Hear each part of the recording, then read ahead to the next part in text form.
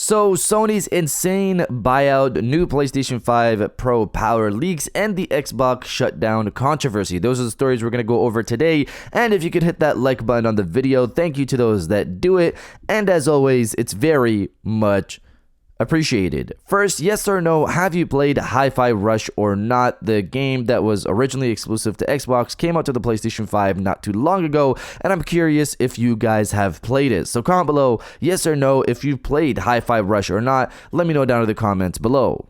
Now, diving into the first story of the video, the Xbox shutdown situation. Reading from Push Square, Microsoft is making some major changes to Bethesda and its development teams, resulting in job losses and the closure of multiple studios. As reported by IGN, head of Xbox Game Studios Matt Booty sent a company-wide email detailing the restructure plan. In it, it's confirmed that Arcane Austin, Tango Gameworks, and Alpha Dog Games will be shuttered. Meanwhile, Roundhouse Studios will be folded into ZeniMax Online Studios. Arcane Austin is the studio behind Redfall, but is also known for making Prey. Tango Gameworks is a studio founded by Shinji Mikami, who left last year, by the way, and is behind the Evil Within series, Ghostwire Tokyo, and most recently, Hi-Fi Rush, a former Xbox exclusive that recently came to the PlayStation 5.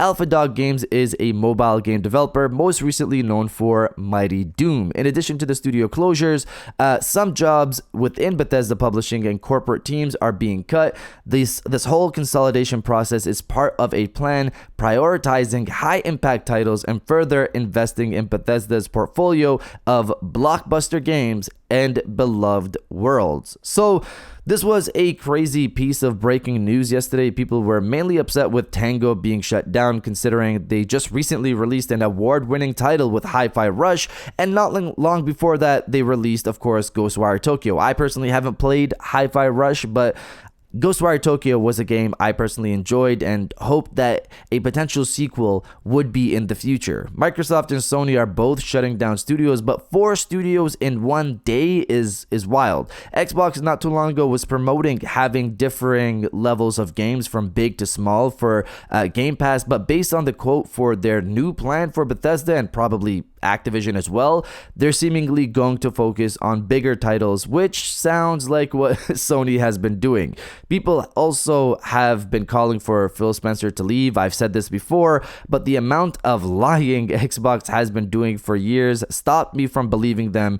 Again, years ago, they used to hype E3, not deliver, make promises, not deliver, rinse and repeat. It was wild to see that still going on, and there was defense for it. Of course, let's see what happens next. I hope those people who have lost jobs get something quickly, and I'm really curious to see how Microsoft tackles the public reception we got yesterday. And if you're enjoying the video so far, hit that subscribe button and join our growing community on our way to 150,000 subscribers.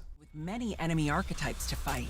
You'll need to evolve your abilities and strategies to take. Now, diving into the second story of the video, the insane Sony buyout. Reading from Screen Daily, Paramount Global has reportedly begun talks with Sony Pictures and private equity firm Apollo after the exclusive 30-day negotiating window with David Ellison's Sky Media expired on Friday. Were this to happen, observers have said it would most likely result in Paramount becoming a label within the Sony fold. The Hollywood creative community would not be keen on that outcome, as it would effectively remove Paramount as an autonomous studio and reduce the number of studio buyers to whom creatives could shop film and television projects. So the buyout process has now taken another level, with conversations happening between Sony and Paramount for the $26 billion deal, which would be Sony's biggest deal ever. Paramount has a good chunk of IPs under them, like all of Nickelodeon, for example, including Teenage Mutant Ninja Turtles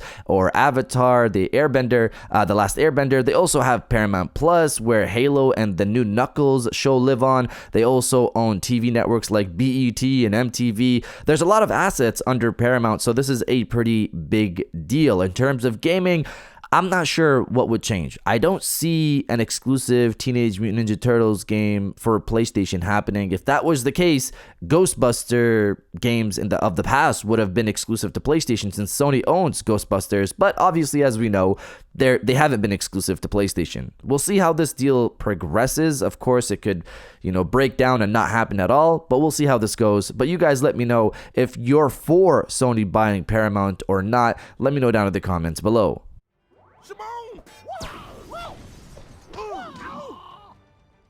And now diving into the final story of the video, the new PlayStation 5 Pro Power Leaks. I'm going to mainly focus on the new stuff here with a mix of old information. This comes from Digital Foundry, and they confirmed some details for the PlayStation 5 Pro via the documents they have. They've confirmed that the PlayStation 5 Pro will have 30 workgroup processes, so 60 compute units, which again is information that we've heard before, but now they're confirming it with the documents they have. They state that Sony says the GPU has a max of 2.35 gigahertz compared to the base PlayStation 5's 2.23 gigahertz, which combined with the compute unit count points to the machine being a 36 teraflop console according to Digital Foundry versus the 33.5 teraflops that we've heard before. But Digital Foundry does point out that the GPU's max is 2.35 gigahertz. It's typically going to be lower because the console will be power limited, so that's why we have 33.5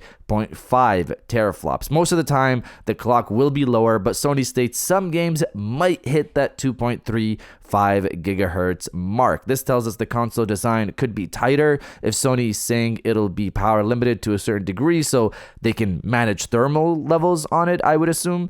They've also confirmed, based on the docs that they have, the configuration for the GPU, which is 2 SEs/4 SAs in an 8787 configuration. So I had to look this up a bit. SE stands for streaming engine, SA stands for shader arrays, and the numbers are a count of shader cores per shader array. So 8 shader cores for the first array, 7 for the second, and so on, 8787. Basically to say there are more shader cores on the PlayStation 5 Pro, which leads to better graphics performance, which is pretty much a theme that's going on here with this information.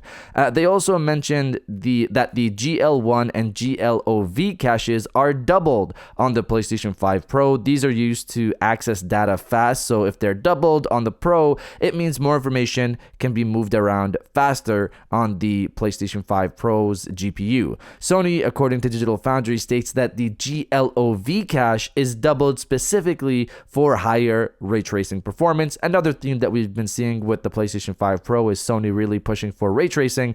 Moving beyond that, they focused on hardware variable rate shading a bit since the Pro now supports it. But again, this is old information that we've talked about before on the channel. The interesting part, though, this time is Alex stating that more developers might support hardware variable rate shading now that the PlayStation 5 Pro will have it. Before, it was just Xbox and specific PC GPUs, so there wasn't big incentive according to him, or what he believes, and he believes with the PlayStation 5 Pro there will be more incentive to use it. Again, VRS helps with performance by allowing developers to scale down detail on specific parts of an image that won't be noticeable by the player, potentially improving the performance of the game, because lower detail, you have more resources free, and you can use that towards performance or something else, I would assume. They also mentioned that the PlayStation 5 Pro will have extra VRS features above DX12, which is subpixel rasterization offset hybrid MSSA,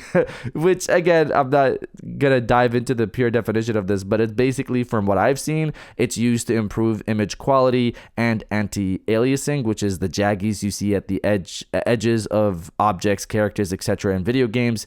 And finally, they spoke about mesh shader support on PlayStation 5 Pro. This improves performance further by managing the rendering of complex objects. There's more to this, such as making the rendering pipeline simpler, but the benefit that I've seen is variable triangle count rendering depending on distance of an object. The further out, the less detail, the less triangles, the closer in, the more detail, the more triangles, freeing up resources when it's not needed and making developers developer lives easier. The overall gist here from the information that we've gathered, it's Sony's hyper-focused on improving image quality and gaming performance and graphical improvements across various aspects of the PlayStation 5 Pro GPU, and of course a focus on ray tracing, which we've seen mentioned before. Great stuff to hear about. I'm excited to see it in action with Mark Cerny demoing the console whenever that happens. Maybe you could see a teaser of it at the PlayStation event this month. But you guys let me know if this stuff gets you excited for the PlayStation 5 Pro or not. Let me know down in the comments below. And if you guys did enjoy this video, please hit that like button as it always helps, and subscribe if you're new. I got new videos every Monday, Wednesday, and Friday. And now I'll check you guys out on the next one. And welcome back to the after show. This is the part of the video where we have a little fun down in the comments below. If you're old, welcome back. If you're new, welcome. For today's thing, what I want you guys to do is the body, obliterate, destroy, and overall harass the comment section with "I need the power." Obviously, speaking on the PlayStation 5 Pro. If you're excited for it, like I am, and I know you guys are, destroy the comment section with "I need the power," and I'll definitely heart those comments like I always do, because I appreciate everybody who stays to the end of my videos. And now, I'll check you guys out on the next one.